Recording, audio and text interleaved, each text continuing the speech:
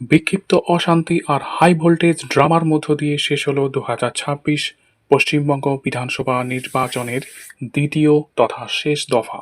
বুধবার এই দ্বিতীয় দফার ভোটে সবার নজর ছিল ভবানীপুর কেন্দ্রের দিকে, যেখানে লড়াই ছিল মমতা বন্দ্যোপাধ্যায় এবং শুভেন্দু অধিকারীর মধ্যে।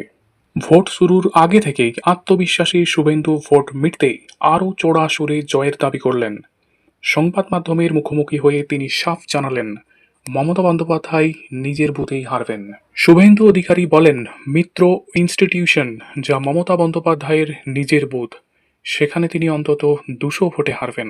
তাঁর দাবি, ভবানীপুরে ৮টি ওয়ার্ডের মধ্যে ৭টিতেই বিজেপির বড় ব্যবধানে জয় হবে। তার হিসেব অনুযায়ী আমি নিশ্চিত যে ৭টি ওয়ার্ডে আমার ৩০,০০০-এর বেশি লিড থাকবে। মমতা বন্দ্যোপাধ্যায় কেবল ৭৭ নম্বর ওয়ার্ডে সামান্য কিছু লিড পেতে পারেন।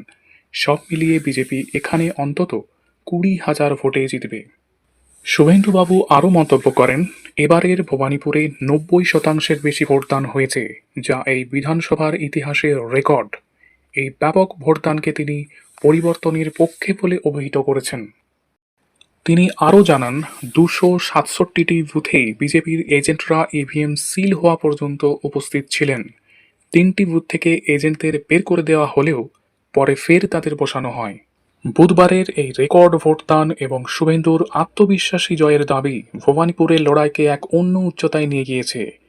৪ঠা মে ইভিএম খোলার পরেই স্পষ্ট হবে শুভেন্দুর এই ২০,০০০ লিডের দাবি সত্যি হয় নাকি মমতার গড় অটুট থাকে।